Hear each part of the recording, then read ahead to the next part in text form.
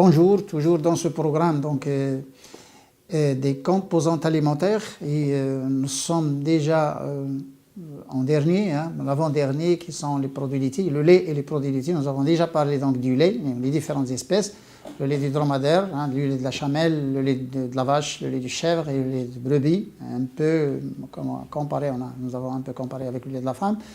Et il y a des pays qui boivent aussi le lait de la jument. C'est aussi comestible, mais malheureusement, il n'y en a pas beaucoup et ça reste un produit un peu à l'écart de la nutrition, un peu plus loin de la nutrition. Et on va parler des produits laitiers. Donc, quels sont les produits qu'on peut préparer à partir du lait? Il y en a beaucoup. Donc, rien que les fromages, on a plus de 1000 types de fromages à travers le monde. Et pourtant, certains types de fromages maghrébins ne sont pas encore cités parmi les 1000. Le klila par exemple, le klila maghrébin, les Marocains, Algériens, Tunisiens, enfin tous les pays, ils connaissent bien ces pays, mais ils sont plutôt trop consommés. Ils sont consommés dans tous les pays, mais ils sont trop consommés au Maroc et en Algérie. Et il y a même des études qui ont été faites donc, sur le klila algérien. Et il y a une thèse d'ailleurs qui a été faite en France. Et il y a des études qui sont aussi faites au Maroc donc sur ce klila, qui est le même d'ailleurs. Et pourquoi on a quand même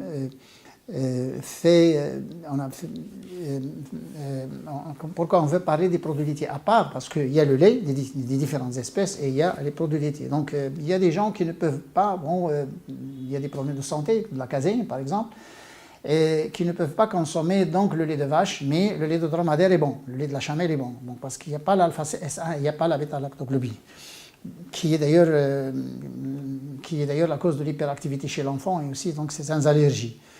Et les personnes qui ne peuvent pas consommer donc le lait en tant que tel, quand il est fermenté, il devient un peu plus digeste et ils peuvent donc consommer comme le lben par exemple, et on va parler des produits maghrébins, pas des produits européens. Enfin le fromage, de toute façon, nous on ne sommes pas des pays de fromage, mais un fromage spécial qu'on appelle jben, et il y a des gens qui ont traduit ce jben par fromage frais, c'est faux. Le jben, ce n'est pas le fromage frais, ça s'appelle du jben.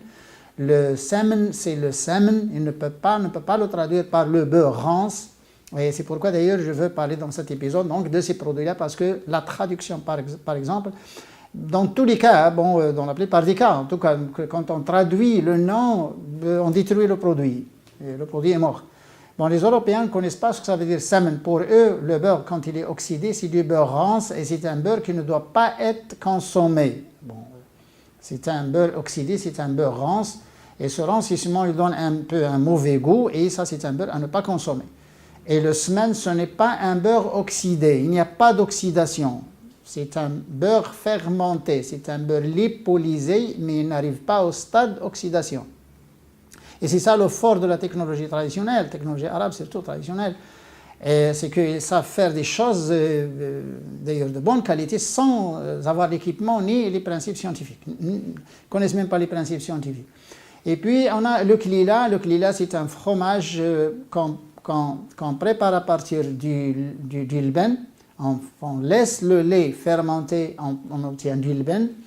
Et le lben, ce n'est pas un produit ensemencé, ce n'est pas un produit inoculé. Les gens qui achètent le lben dans les pays européens et américains avec l'appellation lben, c'est un produit inoculé. Ça veut dire que le lait a été pasteurisé et on a inoculé par des bactéries lactiques, mésophiles. Bon.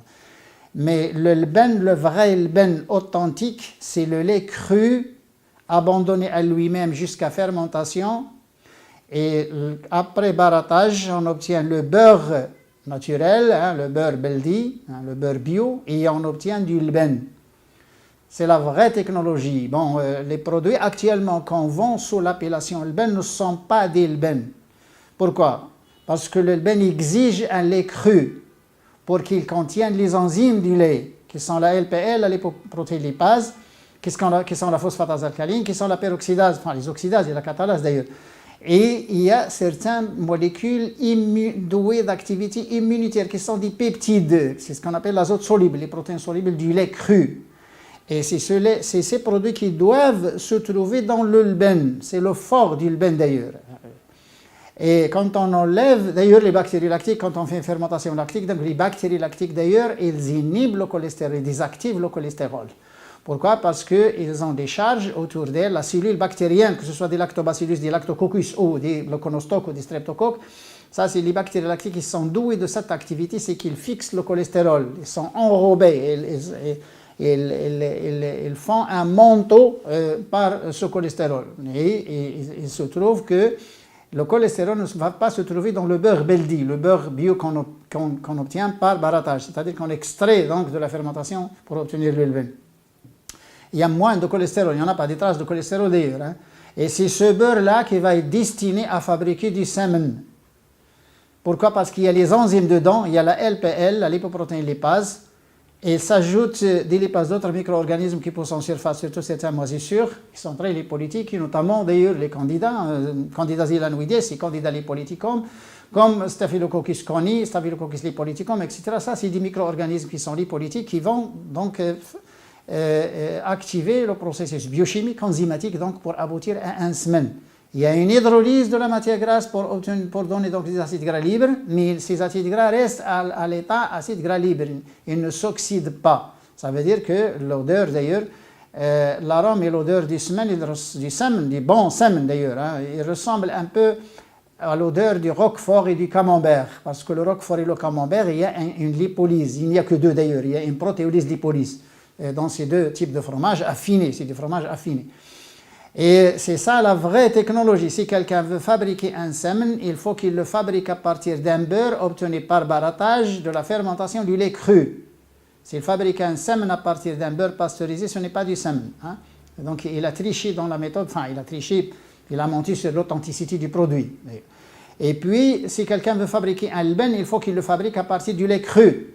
Qu'il fasse ce qu'il veut, mais qu'il le fabrique à partir du lait cru. Pour respecter un peu la technologie, pour respecter l'authenticité du produit. Et ces deux produits, ils sont trop consommés. D'ailleurs, tous les pays arabes d'ailleurs connaissent bien donc, ce produit, mais surtout les Maghrébins. Les Maghrébins, ils ont la même façon de préparer donc, ce semen, que ce soit les Tunisiens, les Libyens, ou les Algériens, les Marocains ou les Mauritaniens. Donc on a pratiquement le même produit, et ce semen-là, avant, il était utilisé pour faire la cuisine. On faisait du méchoui avec, on faisait donc la soupe du ramadan avec, on faisait du potage avec, on faisait beaucoup de choses avec ce semen. Il était mis sur ce qu'on appelle le repas de berkoukish, là, hein, c'est la semoule cuite. Il était mis un peu aussi sur herbel. Au Maroc, on a deux repas, on a le couscous, on a le berkoukish herbel, hein, c'est de la semoule du blé cuite dans le lait frais, et pendant qu'il est chaud, on met une grosse noisette donc du semen pour aromatiser, pour relever le goût et aussi pour l'énergie, hein, parce que les gens consommaient ça donc en saison froide, ils ne consommaient pas beaucoup de viande à l'époque. Ça, c'est deux produits qui sont authentiques, c'est des produits maghrébins, strictement maghrébins, le klila et surtout le semen fermenté, parce qu'on a deux types de technologies au Maroc. On a un semen cuit, on a un beurre cuit comme dans le sud marocain, la région de Sousse. Ils font cuire ce beurre-là avec du thym, pour enlever, pour déshydrater carrément, hein, pour évaporer l'eau, et on obtient un semen qu'on appelle boudra, un semen très fort dans cette région. Et on préparait même du semen à partir donc, du beurre de chèvre donc, dans cette région. L'ben, semen et puis klila. Bon, le klila, vous voyez, c'est une technologie un peu pour que l'homme ne perde rien. Bon, il boit d'abord du lait, hein, quand il tourne, il le fermente, d'ailleurs, et il le baratte et il obtient du lben. Et quand le lben vieillit, il ne le jette pas. Et on ne jette jamais rien, surtout les aliments. Là, on prend ce lben bien acide qui a vieilli hein, de 7-8 jours à température ambiante, on le chauffe un peu. On le chauffe doucement. Et puis on le filtre sur un tissu. On le filtre pendant qu'il est chaud. Hein. Et le caillé obtenu, ce coagulum, ce caillé obtenu, on l'égoutte un peu, on l'égoutte et puis on le consomme. On met souvent un pincé de sel. On peut même ajouter des graines, hein, comme le cresson, les graines de cresson. On peut ajouter le lin, le sésame. On peut ajouter donc même les graines de coriandre. On peut ajouter aussi l'anis, la fenouil, etc. On peut ajouter donc des graines avec ce caillé-là. Il est très bon pour les enfants, il est très bon pour la femme enceinte, il est très bon pour la femme allaitante, il est très bon pour les gens cardiaques, les gens qui ont des problèmes cardiovasculaires. Il est très bon même pour les cancéreux, et il est très bon surtout pour les gens qui ont des problèmes de manque de nutriments, surtout manque de calcium surtout. Là. Parce que dans ce cahier, on a le calcium sous forme de phosphocasinate de calcium. Et phosphocasinate de calcium, c'est un calcium absorbable, à 30-35%, donc il est bon.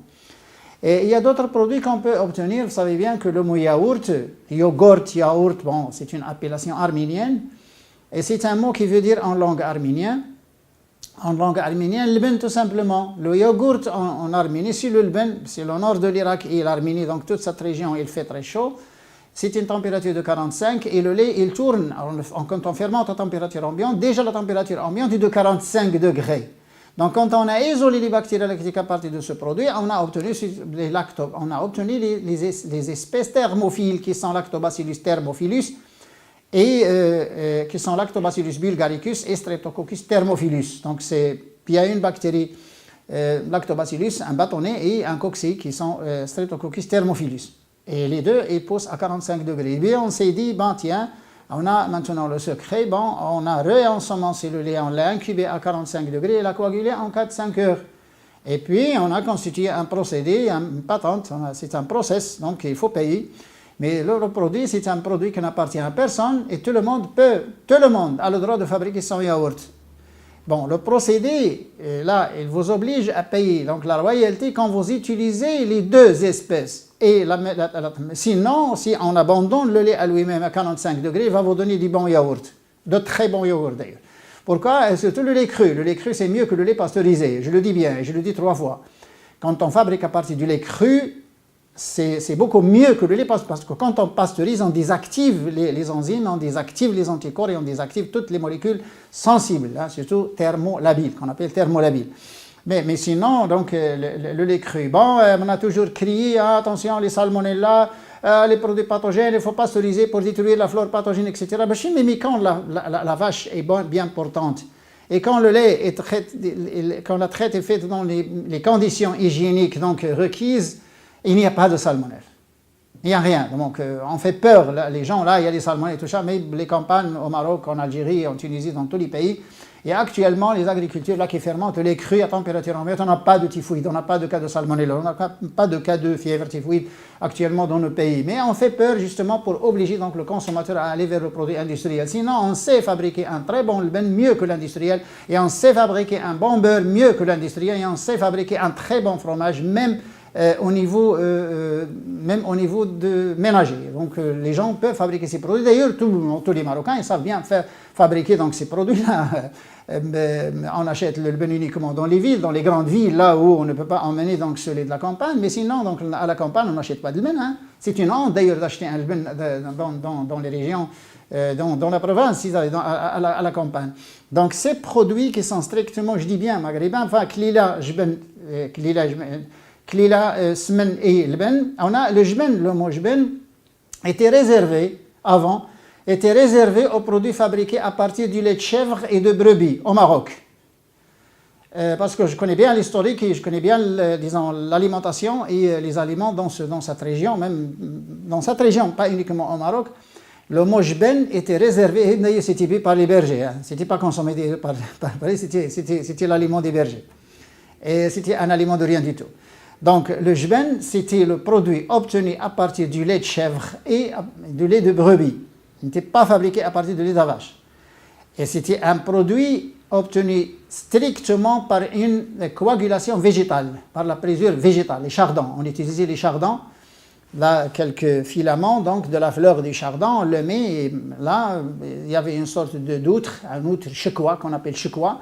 Là, le berger, là, il est toujours avec lui quand il traite donc les chèvres et tout ça. Il fabrique son jben, il le boit et voilà, il est bien nourri. Donc le jben, c'était fabriqué à partir de lait de chèvre et de lait de brebis. Pourquoi je n'aime pas qu'on traduise donc ce mot jben? Parce qu'on ne jette pas le lactosérum. Le jben est consommé en entier.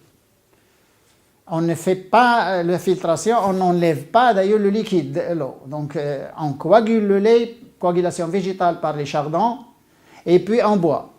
C'est tout. Et on ne jette rien. Donc le mot fromage, tous les types, toutes les marques dans tous les pays, le mot fromage veut dire, veut dire la séparation du caillis, du coagulum, à partir du lactosérum, et on jette le lactosérum, et on garde le caillis. Dans tous les types de fromages. Il n'y a pas un fromage qu'on en consomme en entier. Quand on coagule le lait, on en consomme en entier. Il n'y en a pas. Ça n'existe pas. Et c'est ça le fort du jben, c'est ça la vraie technologie du jben. C'est ça, là, parce que nous, on a cette authenticité historique et personne ne sait décrire un bon jben par des chercheurs au laboratoire. Même à Rabat, il y a des chercheurs qui ont traduit le jben par un fromage frais. Et d'ailleurs, ils ont publié des articles et ils ont même traduit donc, ce mot jben par le fromage frais. On a la région du Nord, au Maroc, on a la région du Nord, on a un fromage local là, où on enlevait un peu le liquide et on le vend sur une feuille du palmine d'homme, sur une feuille de palmine. Il y a la pièce qui est vendue. C'est un peu dangereux parce que si cette feuille n'est pas bien lavée et s'il y a des clostridiums ou des micro-organismes pathogènes, ils vont être transmis à ce cahier. Si jamais ils restent pendant longtemps, on aura des problèmes d'intoxication. Donc il faut qu'on fasse attention. Dans cette région est connue par ça. Il y a des régions où on enlevait le klila, on enlève le lactosérum, on chauffe et on filtre.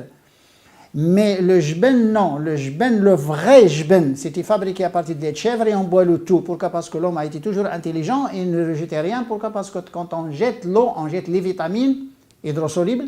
Et il n'y a que les vitamines hydrosolubles d'ailleurs dans le lait, surtout les vitamines B et la vitamine C. On jette les vitamines hydrosolubles et on jette les minéraux. Tous les minéraux sont rejetés. Et puis les protéines solubles. Et c'est l'azote soluble, c'est la fraction soluble qui est très importante en nutrition. C'est cette fraction soluble qui est bonne pour surtout les enfants et bonne pour les gens qui ont une maldigestion. Oui.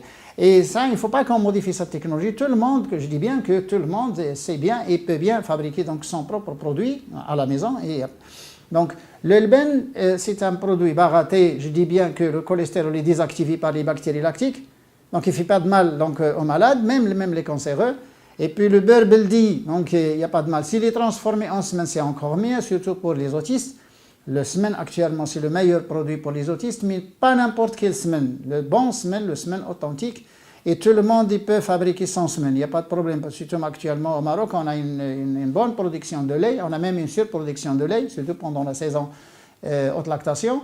Et tout le monde peut bien stocker son beurre et en fabriquer du semaine. Il n'y a pas de problème. Et ça, c'est 3 ans de recherche dans le cadre d'une thèse. Et puis, 5 ans de recherche après, c'est 8 ans de recherche sur ces produits. Le ben, semaine, klila, etc. C'est pas n'importe quoi. Il y a des composés qui se trouvent dans le semaine qu'on n'a pas pu identifier.